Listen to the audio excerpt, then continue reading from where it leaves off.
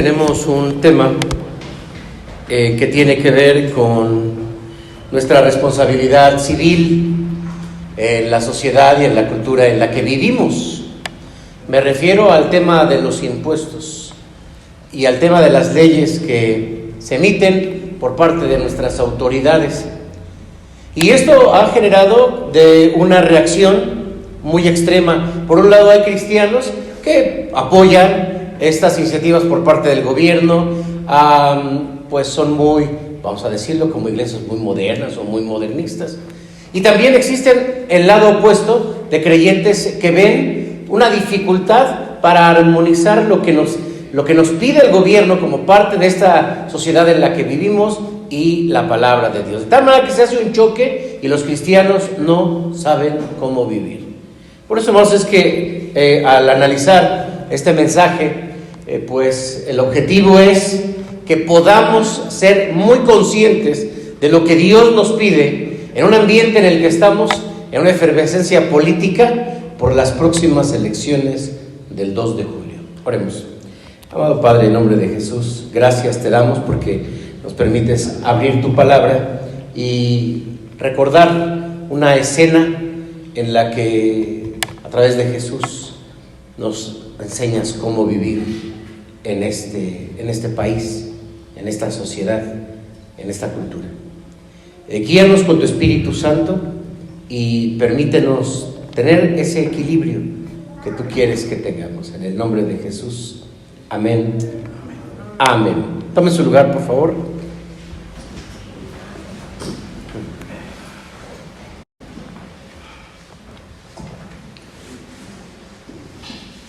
En el tiempo de Jesús, los romanos tenían pues el poder, tenían la autoridad, tenían el gobierno y le imponían a los judíos impuestos. Básicamente, hermanos, déjenme mencionarles tres impuestos que tenían que pagar, así como de cajón. El primer impuesto es... ¿Quieres poner la siguiente, por favor? La siguiente.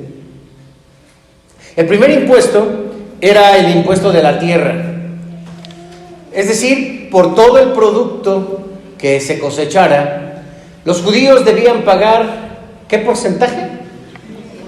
El 10%.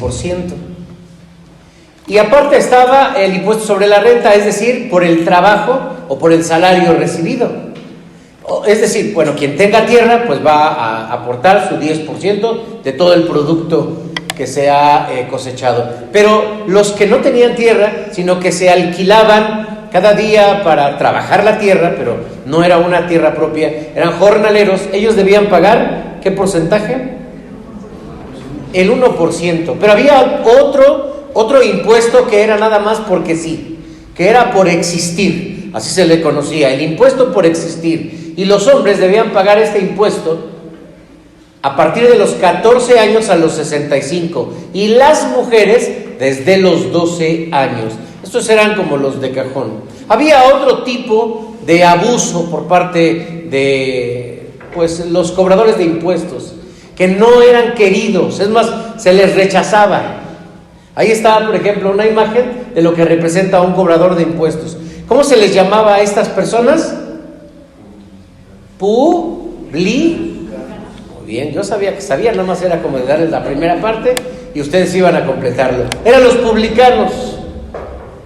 Y los publicanos era gente repudiada, porque ellos traían una lista de cosas que ellos también podrían cobrar. Es decir, no estaban regulados esos otros impuestos que parecían exagerados, se les dañaba, etcétera. Había entonces una inconformidad, porque sabía el pueblo que los impuestos que estaba imponiendo el gobierno eran injustos.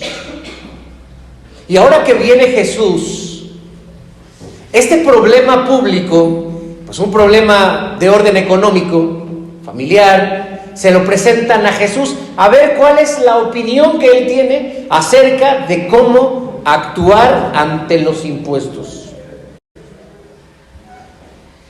La siguiente: pero cuando le preguntan a Jesús sobre el tema, él simplemente dice: no puede haber un conflicto entre la creación, entre el gobierno humano y entre Dios.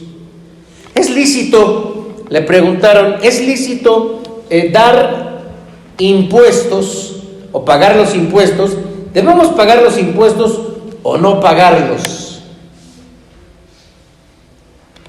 Pero Jesús respondió: dad al César lo que es del César y a Dios lo que es de Dios. Porque, hermanos, en el Evangelio y en la vida cristiana no debe existir esta confusión de cómo actuamos, de cómo vamos a las urnas, de cómo nos acercamos hacia el gobierno.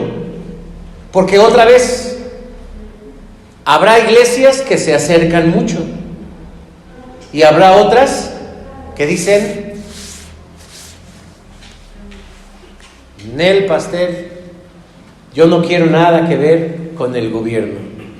En los años, a finales del siglo pasado, principios de este siglo, comenzaron a unirse las iglesias a través de lo que se llama las alianzas de pastores. Uno de los objetivos de las alianzas de pastores era unificar a las iglesias para crear una conciencia social de responsabilidad política. Invitaban a los representantes políticos, diputados federales, diputados locales, invitaban a personas que se postulaban hacia el gobierno. Eso en algún momento pues me permitió también participar como pastor de la iglesia presbiteriana y estar pues con los políticos y escucharlos y ver qué esperan de nosotros y qué esperamos nosotros de ellos. Pero ¿cuál fue la reacción final de la iglesia? Pues estas alianzas se han debilitado mucho precisamente por lo que representa esto. Ya se hablaba de crear un partido cristiano, un partido político cristiano. Imagínense, un partido político cristiano. Y aunque se hablaba de esta posibilidad, la reacción de los cristianos era: ¿vamos o no vamos? En los últimos años, hermanos, los cristianos no están yendo a las urnas a votar. Hay una conciencia muy clara de cómo se ha llevado esto de las votaciones a lo largo de nuestra historia de México. Todavía en los años 70 había un control y una hegemonía de los votos a través de los empresarios, y si tú pertenecías a tal empresa y esa empresa era de tal partido, entonces debías votar por ese partido. Ahora no, ahora hay otras formas, pero hablamos de nosotros los creyentes, cómo poco a poco nos hemos alejado. ¿Por quién vas a votar? El voto es secreto, y cualquier pastor o cualquier líder de la iglesia que motive a la iglesia o a la gente a votar por cierto partido, a inclinar su conciencia, va a ser multado o puede ser apresado. Entonces, eso es lo que puede pasar desde allá, desde alguna regulación política. Pero aquí dentro de nuestras paredes, lo que ha sucedido es que no sabemos ni por quién votar. Y terminan las personas no yendo a votar. Y de hecho, aquí mismo hay esa postura de no votar. Y no es que esto sea malo, que esto sea bueno. No estoy aquí para decir tienes que votar, sino para reflejar el conflicto que existe entre nuestra fe y nuestra responsabilidad civil, entre nuestra responsabilidad de votar o de ejercer nuestro voto o de no hacerlo. Claro, veamos, hermanos, lo que pasó en aquella mañana. Dice, le enviaron a algunos y al decir, hermano, muchas gracias.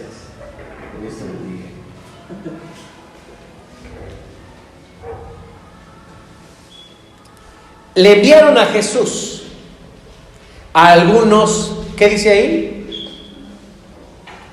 ¿No están leyéndolo? Perdón, ¿puede regresar a la segunda? Miren, yo lo escribí, hermanos, para que sus ojos, más arriba, más arriba, ahí está, para que sus ojos no tengan un mayor cansancio. Miren, vamos a leer esta versión, dice la versión 60, y le enviaron algunos de los ¿qué? Fariseos, salud, y herodianos. ¿Quiénes eran los fariseos y quiénes eran los herodianos? Por primera vez encontramos a dos grupos antagónicos. Estos grupos no se querían porque tenían posturas totalmente diferentes. Por un lado, los herodianos. ¿A qué le suena el nombre de herodiano? A Herodes. Esto quiere decir que estaban a favor de Herodes, a favor de sus leyes, a favor de la cultura helénica, a favor de todo lo que fuera pro de los griegos, exacto, o pro de las leyes. Mientras que por otro lado estaban los fariseos, y los fariseos decían: no gobierno, no helenismo, no política, porque estaban totalmente opuestos. Ellos se basaban a la Biblia, esos no se podían ver, pero se unieron. Imagínense, hermanos, los partidos políticos siempre han hecho alianzas. Así que en ese entonces se une, vamos a decirlo así, la representatividad de la religión con la representatividad del gobierno. Pero de esta manera, para tentar a Jesús. Pero fíjense cuál era la intención, dice, para que les sorprendiesen en alguna palabra. Viniendo ellos le dijeron: maestro. Entonces, ¿a qué iban? Dice aquí que fueron enviados para sorprenderle en alguna palabra. Es cierto, era un problema social, la gente estaba inconforme. Por eso cuando Jesucristo se pronunciaba como el Mesías prometido, la gente decía: ay, se van a acabar los impuestos, ay, nos van a quitar esto, ay, nos van a quitar lo otro, y ahora vamos a tener otro rey que va a ser Jesús, y este es más humano, nos va a regalar de comer, y nos va a multiplicar los peces y los panes, y todo se va a poner bien. ¿Cuál era la postura de Jesús? Si los herodianos tenían conflicto y los fariseos tenían conflicto y la sociedad tenía conflicto, como hoy lo vemos, ¿cuál fue entonces la postura de Jesús? Por un lado, si lo que buscaban los tentadores, fariseos y herodianos, era: si dice que son injustos los impuestos, se le podría acusar de desleal contra el gobierno, que el gobierno romano pedía y exigía lealtad. Y entonces se le podría detener, podría acusar, y que su poder, su fama decayera. Pero por otro lado, si Jesús decía que estaban bien los impuestos, se le acusaría entonces de insensibilidad social. Y la manera en que lo hacen, si me acompañan por favor, fue elogiándolo.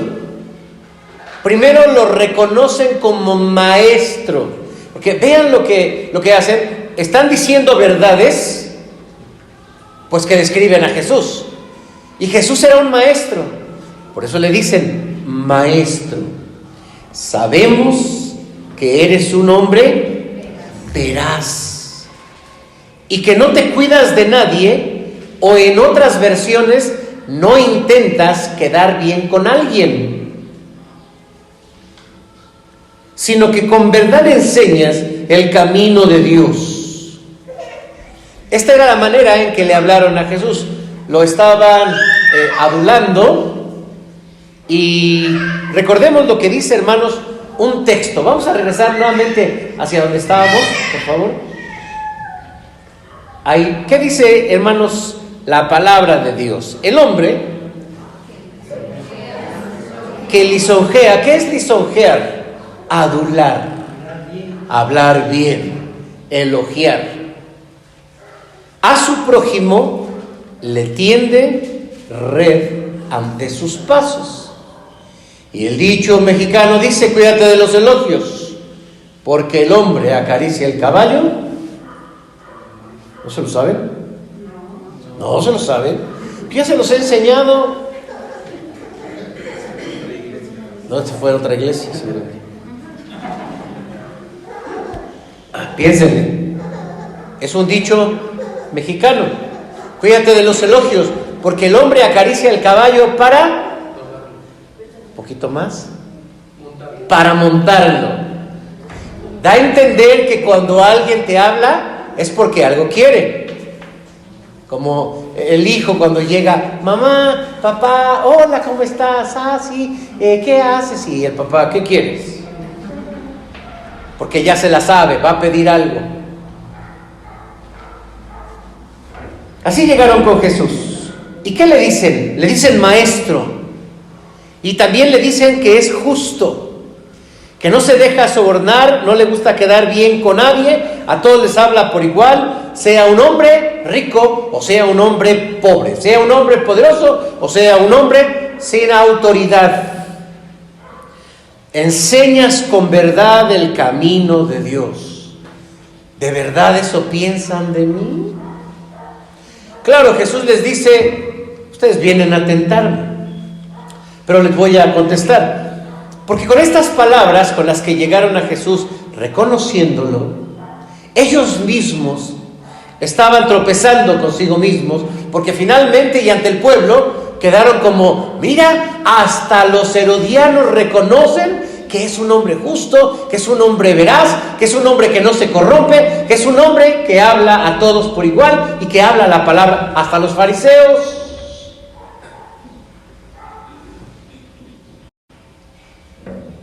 ¿Es lícito, así le preguntaron, dar tributo a César o no? ¿Daremos o no daremos? Mas él, percibiendo la hipocresía de ellos, les dijo: ¿por qué me tentáis? Y aunque Jesús siempre tenía esa conciencia de lo que estaba pasando a su alrededor y las intenciones del corazón de las personas, procede a contestar. Y procede a contestar porque este es un problema en el que necesitamos luz. Si bien es cierto, ellos no tenían el conflicto, no necesitaban saberlo, pero nosotros sí. Y por eso está aquí. Jesús no responde simplemente porque lo adularon tanto que lo doblegaron. Jesús no contestó porque realmente tuviesen esa pregunta. Lo contestó para nosotros, lo contestó para sus discípulos, lo contestó para su pueblo. La forma en que lo presionan: ¿daremos o no daremos? Primero, ¿es lícito? ¿Daremos o no daremos? ¿Pagamos o no pagamos? O sea, ya nos vamos a organizar aquí. Tú dices, ya somos uno, ¿eh? Si los fariseos y los herodianos ya somos uno, pues ahora ya también somos uno contigo. ¿Y qué? ¿Qué vamos a hacer?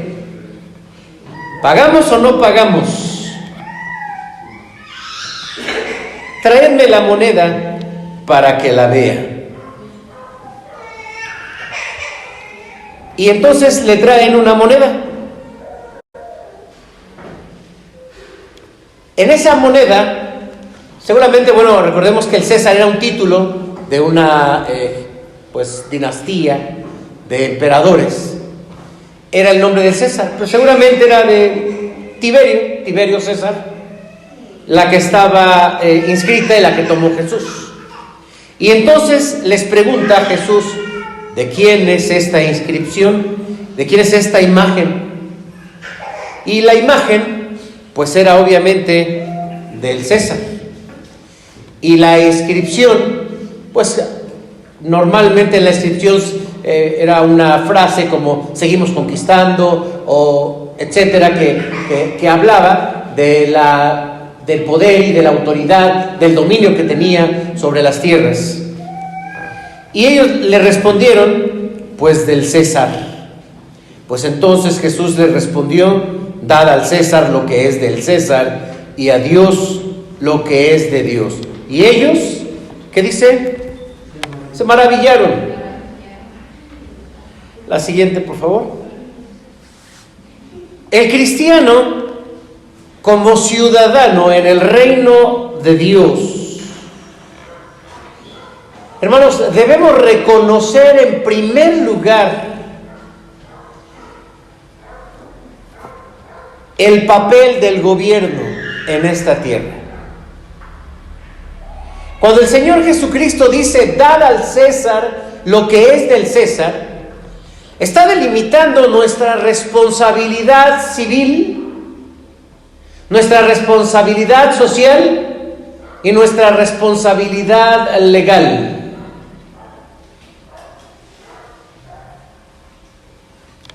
La siguiente, por favor. En Daniel capítulo 2, versículo 21, les pido por favor que me acompañen a leerlo. Búsquenlo, por favor.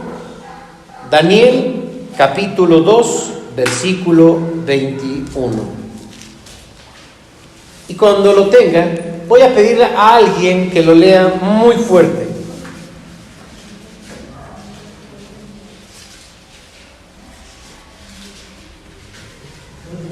Vamos a practicar la esgrima bíblica. Fuerte, uno nada más.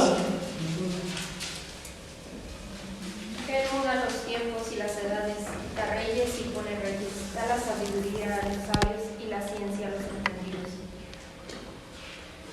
Hermanos, Dios pone y Dios quita a los reyes. Dios pone y Dios quita a los reyes. ¿Por qué? Porque Dios es el dueño. Porque por encima de cualquier autoridad humana siempre va a estar la autoridad divina, la autoridad de Dios.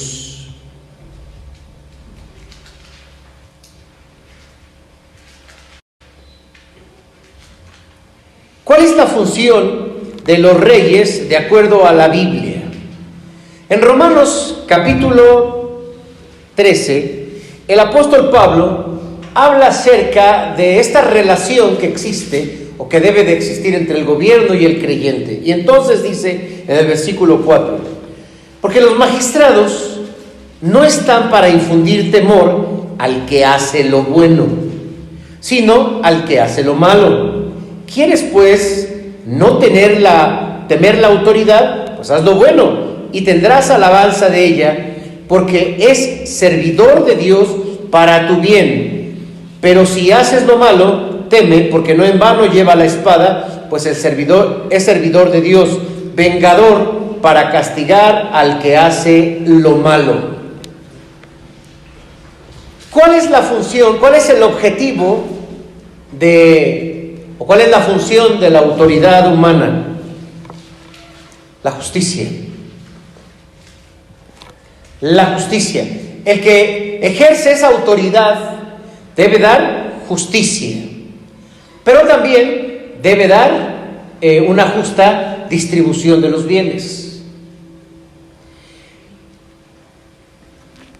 Además cuenta con el apoyo de nosotros. Dice: sométase toda persona a las autoridades superiores, porque no hay autoridad sino de parte de Dios, y las que hay por Dios han sido establecidas, de modo que quien se opone a la autoridad, a lo establecido por Dios, resiste, y los que resisten acarrean condenación para sí mismos.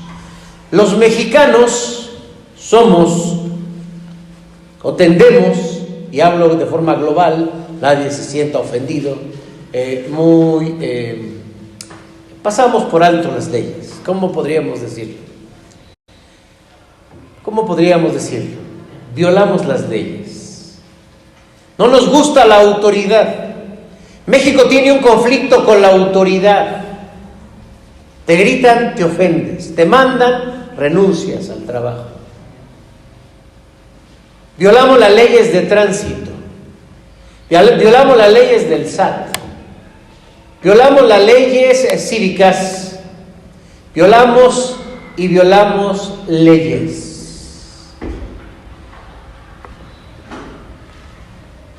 Pero como dije que no era para criticar a nadie, solo para describir, sería muy bueno preguntarnos por qué. ¿Por qué tendemos a hacer esto? Hermanos, por lo menos, y voy a hablar de la Iglesia Nacional Presbiteriana. De la Iglesia Nacional Presbiteriana, hermanos, no conozco una iglesia, un templo que esté regulado legalmente.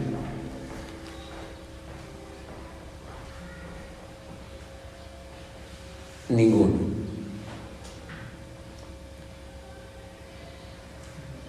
Y les voy a decir por qué. Yo sé que van a decir, no, nosotros tenemos nuestro registro constitutivo. ¡Registro constitutivo! Pero la Iglesia Nacional Presbiteriana no tiene regulado ni un predio. O sea, entonces cuando en el 92 nos pusieron pues registro, pues está registrado como parte, pero la Asamblea General todavía no puede decir o determinar esta propiedad pertenece a la Iglesia Nacional, porque aquí está todo en regla. Bueno, nuestra máxima casa de estudios de la Iglesia Nacional Presbiteriana, que es el Seminario Teológico Presbiteriano de México, está ahorita en una crisis por su propia capilla. Y esto no es un asunto así nada más de que tráete a la policía. Está en la Suprema Corte de Justicia. ¿En serio? ¿Por qué? Porque esta es la realidad de las iglesias. A veces me preguntan como presidente del presbiterio, ¿qué hacemos? ¿Legalizamos el terreno o el templo? ¿O lo dejamos a nombre del hermano que lo donó? ¿O lo ponemos a nombre de quién? ¿O del pastor? ¿O de quién? No, pues sería muy interesante ir a revisar a nombre de quién están los templos. Pero yo no creo que este templo esté a nombre de la Iglesia Nacional Presbiteriana en papeles. Ni ninguno, ¿Por qué? Porque también es difícil, también es muy difícil, porque lo hemos querido hacer y es muy complicado. En la iglesia Getsemaní nos llegó un requerimiento muy alto, nos cobraron atrasado, porque nos dijeron, a ustedes les hemos cobrado predio como terreno durante los últimos, 10 años. Así que deben tantos miles de pesos, porque ya construyeron. Y a ver de dónde vamos a sacar el dinero. Y fue una situación que finalmente se resolvió con un partido político al que una hermana estaba trabajando y nos ayudó para que pudiera quedar arreglado ese tema de una manera muy, pero muy sencilla, muy rápida, muy fácil y también muy económica. Prácticamente nos dijeron incluso, si como iglesia no tienen para dar un peso, no den un peso. Si pueden dar, den esta cuota. Les dimos la cuota. Sí, hermanos, esta es una realidad en nuestro país.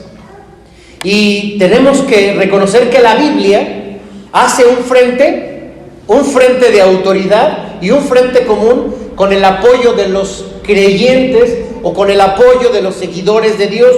Por eso dice, sométanse todas las personas a las autoridades superiores, porque no hay autoridad sino de parte de Dios, dice Romanos 13, 1 y 2.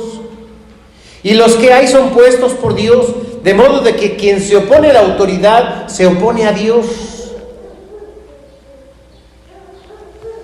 Entonces tenemos que caminar en términos de la paz, ¿sí? sí, en términos del orden, sí, en términos de la funcionalidad, de la justicia. Y a eso es lo que nos pide Dios, que nos sumemos. En este ambiente, hermanos, de elecciones políticas, nos cuesta trabajo confiar en los partidos políticos, pero sí podemos confiar en Dios.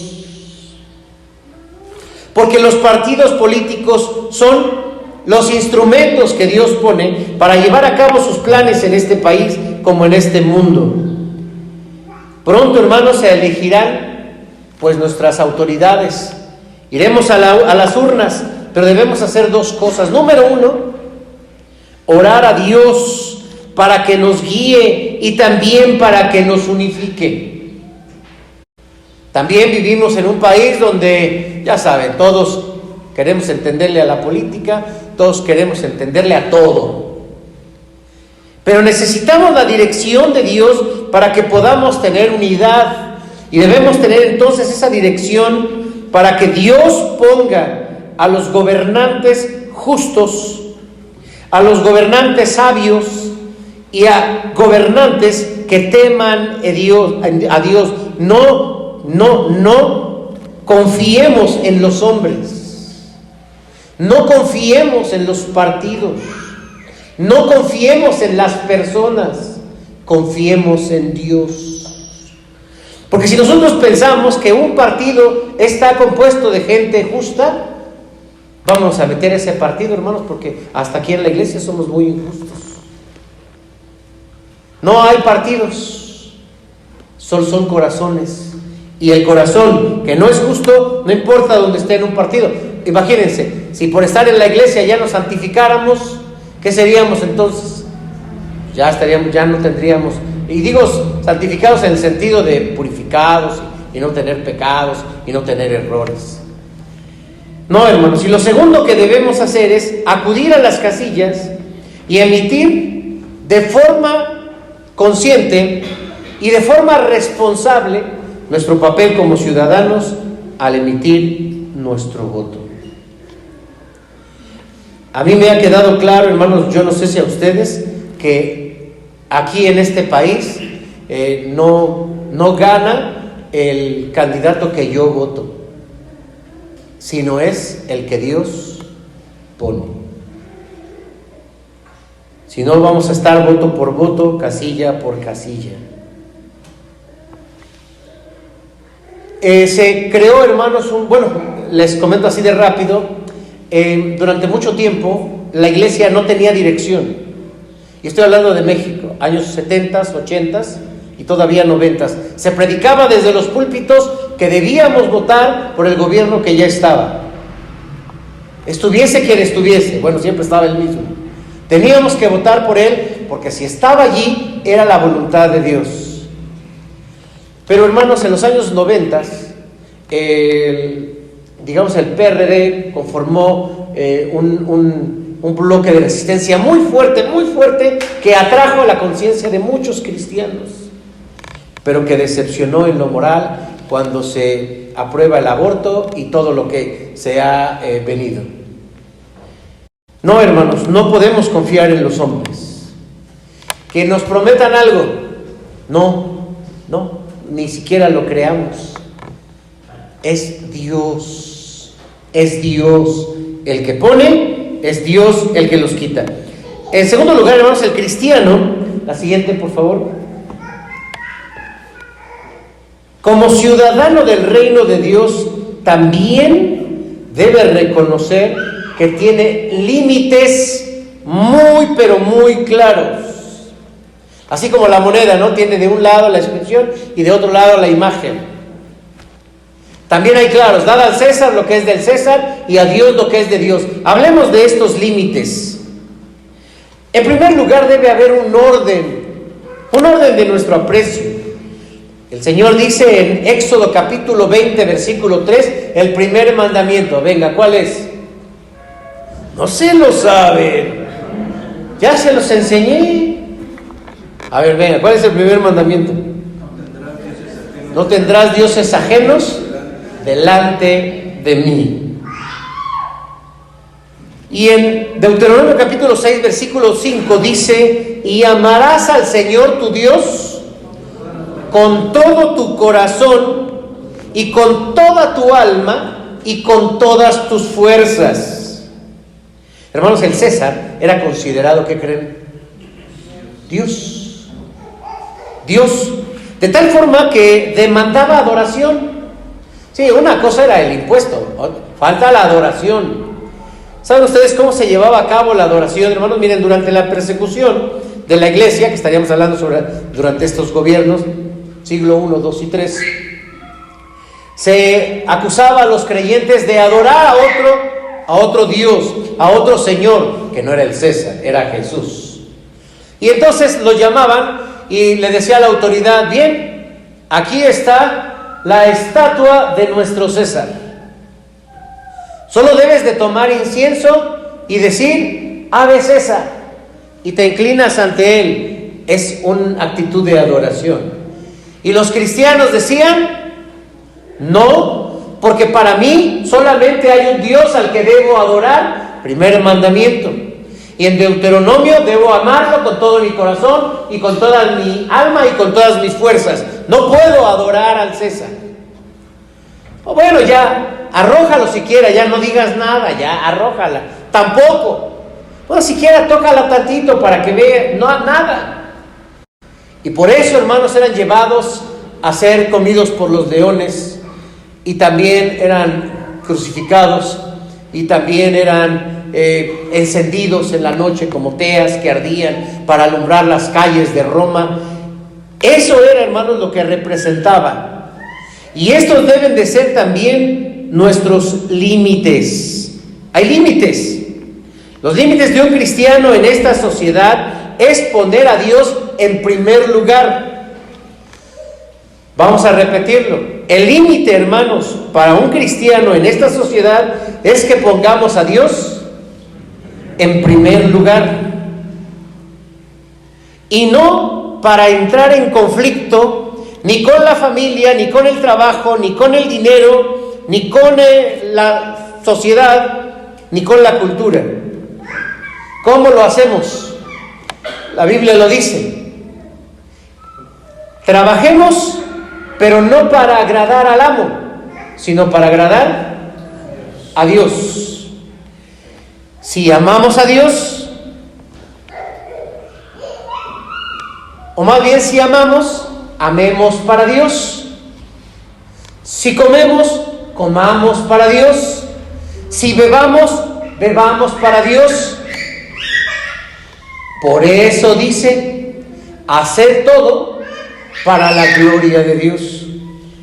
Porque si amamos a nuestra familia como para Dios, o por obediencia a Dios, lo estamos haciendo para Dios. Si trabajamos para Dios, entonces haremos bien nuestro trabajo. Seremos excelentes en lo que hacemos y también seremos retribuidos. Así, hermanos, estudiaremos y desarrollaremos también nuestra profesión como para Dios, no como para nosotros. Y tu trabajo, y tu salario, y tu negocio, o tu emprendimiento, o tu empresa, si lo haces para Dios, jamás entrará en conflicto. Hermano, es que el domingo no puedo venir a la iglesia porque tengo que ir a trabajar. E inmediatamente, ¿qué sucede? Entra en conflicto. Hay iglesias, hermanos, donde enseñan que el domingo no puedes ir a trabajar. ¿Habían escuchado eso? ¿Sí? Yo también lo predicaba hasta que me di cuenta que el que trabajaba primero, ¿quién creen que era? Yo estaba trabajando. Yo era pastor y era mi trabajo. Entonces, me daban el lunes. El lunes en la iglesia, en algunas iglesias se da de descanso para los pastores el lunes. Cuando en realidad, hermanos, es un conflicto que no podemos resolver. Cuando la familia, cuando el trabajo, cuando el negocio, cuando la salud pareciera, o los vecinos, pareciera, hermanos, que entramos en conflicto. Mi vecina me invitó a una fiesta. ¿Voy o no voy? Un creyente en conflicto diría, bueno, pero que haya alabanzas. No sé bien. Bueno, pero que no haya toquín. No, pues ese no sé. No, pero que no vayan a tomar. No, es que... y entramos en conflicto donde uno dice, entonces no voy, aunque quiera ir. Todo lo que hagas, hazlo como para Dios. Así que si vas a ir a la fiesta de tu vecina, hazlo como para Dios. Si vas a ir a tu trabajo, hazlo como para Dios. Todo lo que hagas no debe entrar en conflicto si hay un orden correcto. En el momento en que choca ese orden, es porque también es importante el otro para ti y no le sabes dar esa prioridad.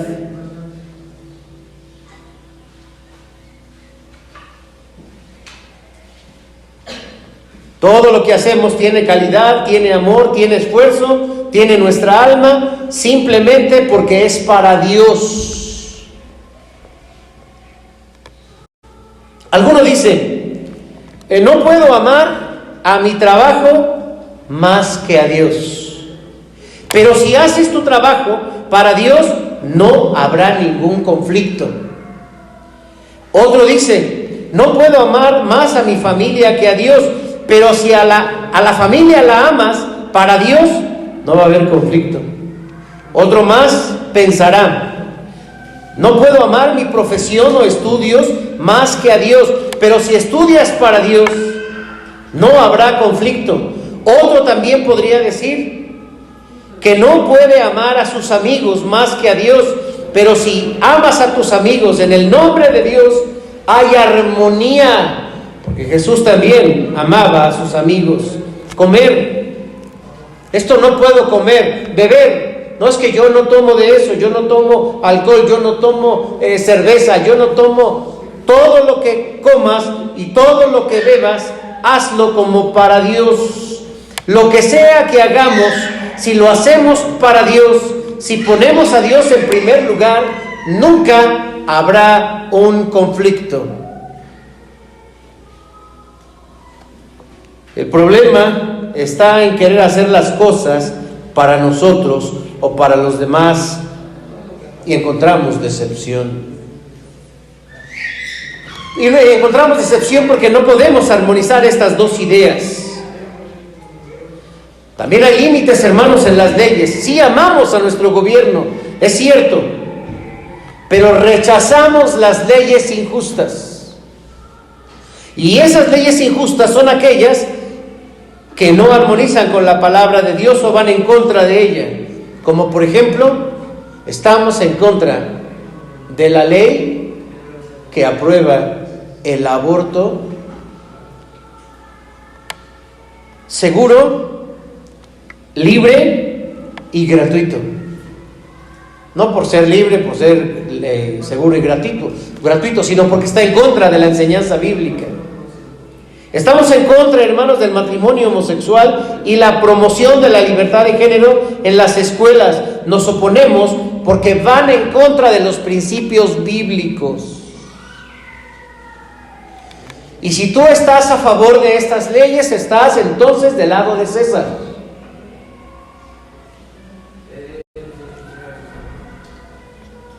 ¿Y habrá un momento, hermanos, en los que desacatamos las leyes? Sí. ¿Cuándo?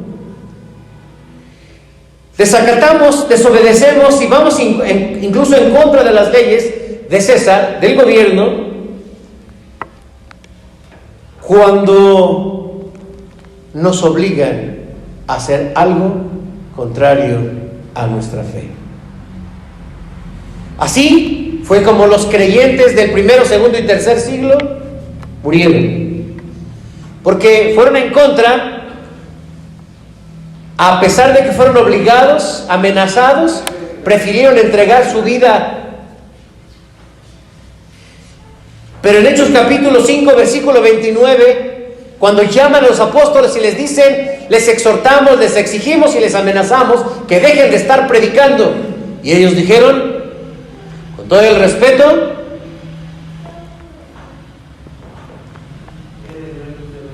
es necesario obedecer a Dios antes que a los hombres. La siguiente, bueno, está bien ahí. Antes que a los hombres. ¿En qué momentos, hermanos? En los momentos que nos pidan cerrar los templos, nos vamos a oponer. En los momentos, hermanos, en que se nos obligue a confesar otra fe, otro Dios, en ese momento nos levantamos y en ese momento confrontamos, como dice también nuestra confesión de fe, no cedemos, desobedecemos. Y también hay límites, hermanos, en cuanto a la influencia.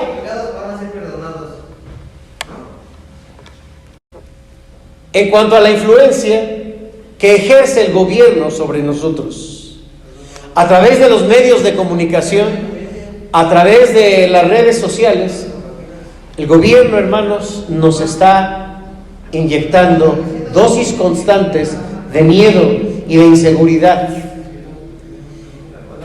Ponemos límites también a esto, hermanos, a la influencia, y hagamos caso a lo que oímos, a lo que vemos, y confiemos solamente en Dios. Ha crecido la ansiedad en la sociedad precisamente por el miedo que se siembra a través de las redes sociales, por la forma en que se muestran las noticias. No nos dejemos influir por los intereses de este gobierno. Leamos la Biblia, porque la Biblia es la verdad y en ella confiemos. Y termino, hermanos. Como ciudadanos de esta nación, Dios nos pide responsabilidad, pero también nos pide conciencia. Veamos la política a través de la Biblia, y si Dios llama a alguno de ustedes o a alguno de sus hijos hacia la política, pidamos por ellos, porque la creación misma está esperando que los hijos de Dios tomen las riendas de la dirección de la creación de Dios.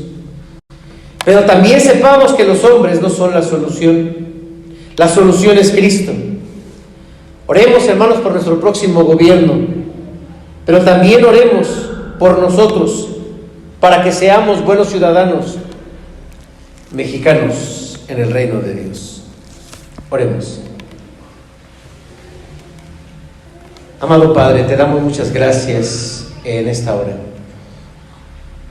porque nos recuerdas que no hay ni tiene por qué haber un conflicto entre las responsabilidades de este mundo y las responsabilidades contigo, si entendemos que tú eres el dueño de todo. Quien tenga conflicto en su corazón por su trabajo, por sus amigos, por su familia, por su dinero, por su negocio, por alguna otra cosa, o por la comida o la bebida, Señor, dale paz en su corazón. Y permite, Señor, que también podamos ir y emitir nuestro voto, pero la decisión es tuya. Humanamente hablando, Señor, sabemos que es difícil para los gobiernos, los presidentes, los gobernadores, los políticos, ejercer la autoridad en una sociedad muy diversa, muy plural, con intereses diferentes. Pero, Señor, ayúdanos a ser conscientes de que nuestro Rey, que nuestro director eres tú. Permítenos ser conscientes y respetuosos también de nuestras leyes, amorosos, Señor, de nuestro trabajo y, Señor, productivos en aquello que hacemos para ti. En el nombre de Cristo. Amén. Amén.